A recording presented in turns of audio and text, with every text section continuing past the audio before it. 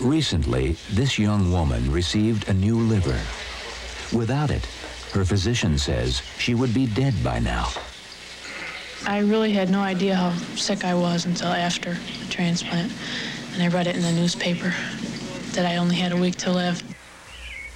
This little boy, so full of life, was born with a heart defect. Barely 1 year ago, a heart surgeon saved his life with a technique that was developed in animals. Nearly every medical advance you can think of has involved research with animals.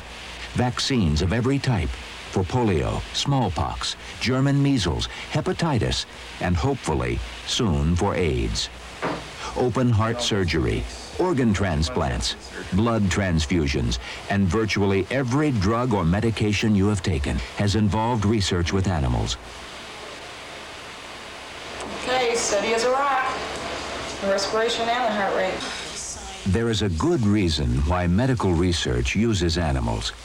Many scientific studies and tests require a living system. If they didn't, we could rely on non-animal methods, such as cell cultures and computer models. But when living systems are needed, research animals take the place of human beings. Animals are the only alternative to experiments on humans. My name is Mary Ann. I work as a veterinary nurse in a research lab. I chose to go into this field because of my love for animals, which started when I was a child.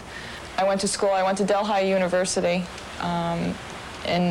which is in New York State, and I got a degree in veterinary technology. Oh, come on, Goofy. Oh, big guy. My name is Anita. I'm an animal nurse. You're a big guy, aren't you? I have a bachelor's degree in physical anthropology, where I majored in primate studies. And I have a certificate as a veterinary technician, and I've been certified by the American Association of Lab Animal Science as a technologist. Because if it's toxic to people, possibly it's going to be toxic to them also. Do you usually try drugs to save animals? Oh, sure. That's what we're aiming for. Yeah, all the research is geared towards bettering human life. And by studying that, we end up bettering the animal's life also. A lot of the drugs that we study in human medicine, we can use in animal medicine. So, I mean, things don't always make you sick. Don't always make the animals sick. Plus, I mean, there are a lot of animals that have diseases that are very similar to human diseases, and we call them animal models. They're models of a human disease. Nearly every medical advance you can think of has come about through animal research. Vaccines for polio, smallpox, and measles, medications for diabetes and epilepsy. In fact, every drug you've ever taken was first tested in animals. Organ transplants were made possible by animal research, and blood transfusions and kidney dialysis. All this and more has come about through animal research. There just is no other way. I get gratification from this job, especially when I can see something compared, I can see a patient result.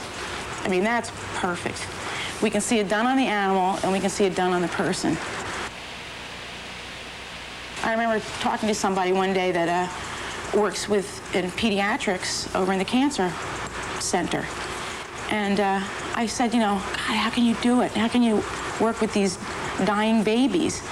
And he said, you know, well, I can do it. Somebody's got to do it. And he said, a lot of people can't understand how, you know, I was euthanizing a rabbit for him at the time. You know, a lot of people can't understand how you can do this. So you sort of, if you can do something and you know, you believe in it, you make yourself do it.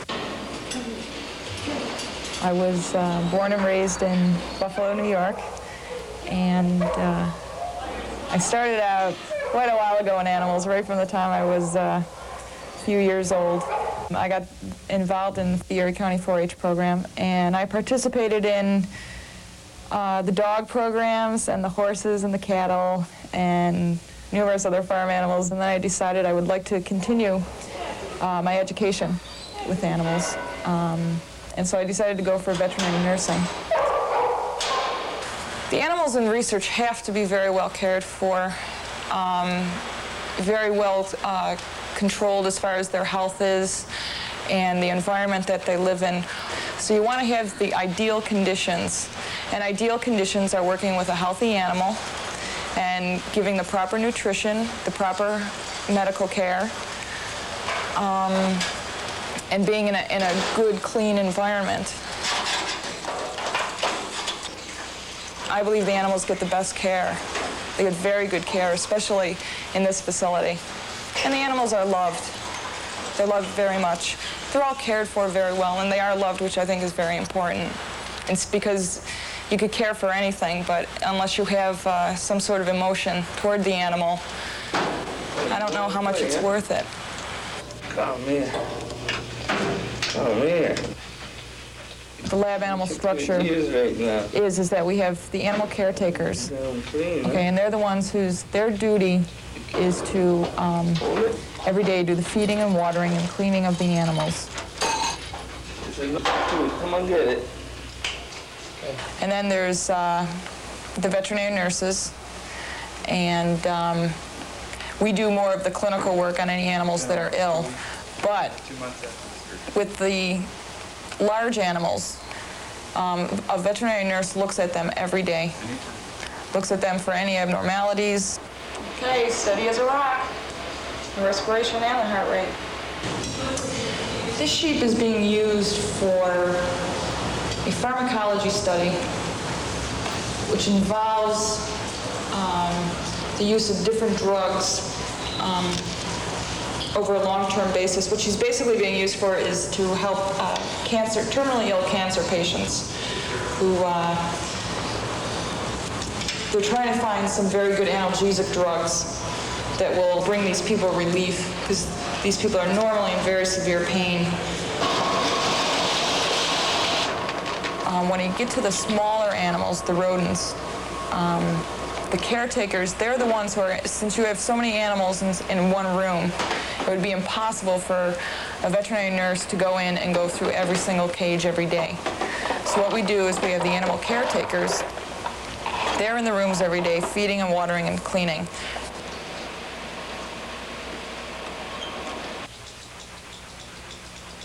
All laboratory animal facilities are governed by federal law. Our Bible is the guide for the care and use of laboratory animals, and we must meet the strict standards of ALAC, the American Association for the Accreditation of Laboratory Animal Care.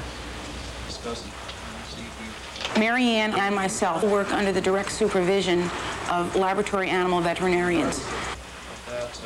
There are strict guidelines that we go by if there's any question that an animal is going to experience pain or discomfort. I want to be sure that that they're really set to do this the way they say they're going to do it. They say they're going to use isoflurane. They had asked us to do all the anesthesia for that, because they have the two people doing the actual surgery. We'll basically be running the anesthetic machine because we're going to use the inhalants. We have a full regimen of pain-killing drugs, anesthetics, anti-inflammatory drugs, all the same types of drugs that are used in human medicine. I just wanted you to see this cat before I gave her a pill. How long? Yeah, how long has she been here? She came in. I report to our clinical veterinarian, who's board certified in internal medicine. So he's the one, if I have a problem that's not your typical problem, we'd go to him. And no matter what, if there's an animal that we want to treat, we'll call our vet in. He's been years. Well, let's just watch her today. Let's not give her any of the pills today. And maybe get a stool sample just to make sure she doesn't have something as simple as some worms. I think she'll be okay. It's very difficult to work with an animal, especially an animal that you've taken care of. Then you have to euthanize the animal. And it hurts, and you cry, and you miss the animal. But if I wasn't bothered by it, and if I tried to stay away from the emotional aspects of working with the animals, then I think it would be time to leave. Watch it. Watch it. That's my girl. Good girl. Good. We've dedicated our lives to animals. We don't want to see them suffer. We won't allow them to suffer.